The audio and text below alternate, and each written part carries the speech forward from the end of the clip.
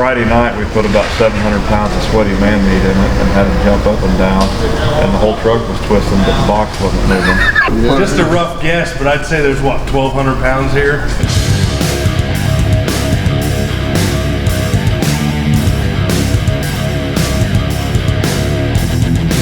I'll buy you a Reese's and a Mountain Dew. Get in there. All right, fine.